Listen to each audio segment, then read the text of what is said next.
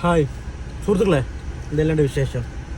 ഞാനിപ്പോൾ വീഡിയോ ഇട്ട് വരാനുള്ള കാരണം നമ്മുടെ നാട്ടിലെ കുറേ ആൾക്കാരുണ്ട്.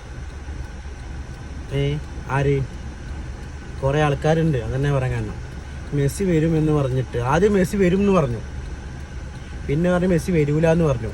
അപ്പോൾ ഹേറ്റേഴ്സൊക്കെ മെസ്സി എവിടെ എന്നുള്ള പ്രകടനങ്ങളും മെസ്സേജുകളും പോസ്റ്ററുകളും ആയിട്ട് കുറേ വന്ന്, പിന്നെ മെസ്സി വരും എന്ന് പറഞ്ഞു. അപ്പോൾ ഈ ഹേറ്റേഴ്സായ ആൾക്കാരൊക്കെ മെസ്സി വരണമെന്ന് പറഞ്ഞിട്ട് സമരം വിളിച്ച ആൾക്കാരൊക്കെ പിന്നെ മെസ്സി വരുമെന്ന് പറഞ്ഞ് പിന്നെ പറയാനൊന്നുമില്ലല്ലോ.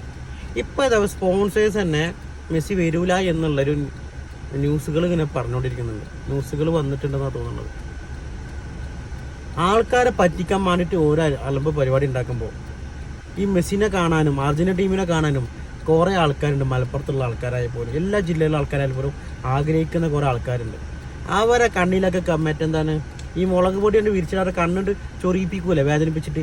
അതേ സെയിം സിറ്റുവേഷനാണ് ഇപ്പോൾ നമ്മളെ കേരള ഗവൺമെൻറ്റിൻ്റെ അണ്ടറിലുള്ള ആരാണോ ആയത് അതും പിന്നെ അതിൻ്റെ സ്പോൺസേഴ്സും പിന്നെ റിപ്പോർട്ടർ ടിവിൻ്റെ വലിയ മുതിർന്ന ആൾക്കാരൊക്കെ ഇപ്പോൾ ചെയ്തത്. നടക്കണ വല്ല പരിപാടിക്ക് നിന്നാൽ പോരെ. അതും ടിക്കറ്റ് റേറ്റിൻ്റെ എന്തോ ഇഷ്യൂസും കാര്യങ്ങളും അടുത്ത് വന്നിരുന്നു. ടിക്കറ്റ് എങ്ങനെ 5000 50,000 1 കോടി എന്നൊക്കെ പണ്ട് വന്നിട്ടുണ്ടായിരുന്നു. ഈ ഖത്തറിൽ വേൾഡ് കപ്പ് നടന്നപ്പോൾ വെറും നാട്ടിൽ 800 റുപ്യക്കൊക്കെ മെസ്സിനൊക്കെ കണ്ട ആൾക്കാരുള്ളതാണ് ഈ ഖത്തറിൽ. അതും മലയാളികൾ തന്നെ കണ്ടിട്ടുള്ളത്. ഏറ്റവും കൂടുതൽ കണ്ടത് ഫിഫ വേൾഡ് കപ്പ് ഖത്തറിൽ കണ്ടത് മലയാളികൾ.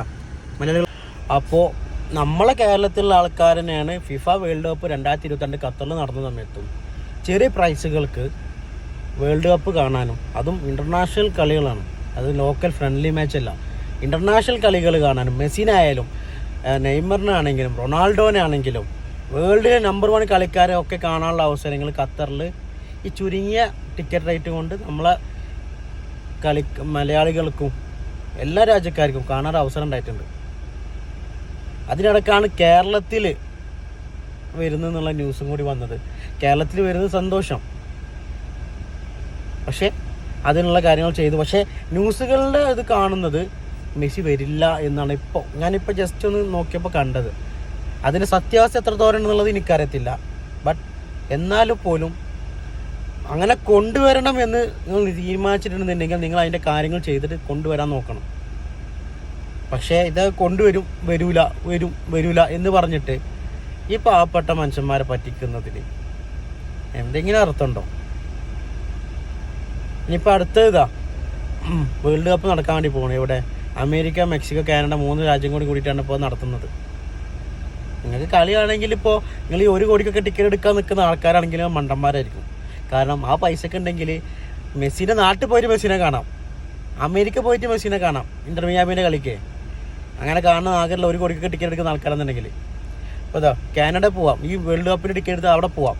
പിന്നെ 2026 ഇപ്പോൾ വേൾഡ് കപ്പ് വരുന്നുണ്ട് ഇവിടെ സൗദിയിൽ, അവിടെ പോയിട്ട് അവിടെയും കാണാം. ഓപ്ഷൻസ് കുറേ ഉണ്ട്.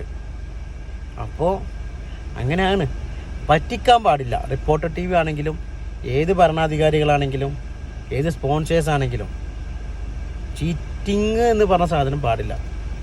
പക്ഷേ മെസ്സിനെയും ടീമിനെയും കാണാൻ ആഗ്രഹിക്കുന്ന കുറേ ആൾക്കാരുണ്ട് നമ്മുടെ നാട്ടിൽ. അത് നിങ്ങൾ മറക്കരുത്. നിങ്ങൾക്ക് പൈസ എന്നാണ് നിങ്ങളെ വിചാരം. നിങ്ങൾ 5 10 ഉണ്ടാക്കാനല്ല, 10 ഉണ്ടാക്കുക, നിങ്ങൾ 100 ഉണ്ടാക്കണത്. അപ്പോൾ അതിൻ്റെ കൂടെ ഇവർക്കും കൂടെ ഹാപ്പിനെസ് കൊടുത്തു കഴിഞ്ഞാൽ നിങ്ങൾ 5 10 10 ഇട്ടിട്ട് 100 200 ഇട്ടിട്ട് 4000 ഉണ്ടാക്കിക്കോളേ.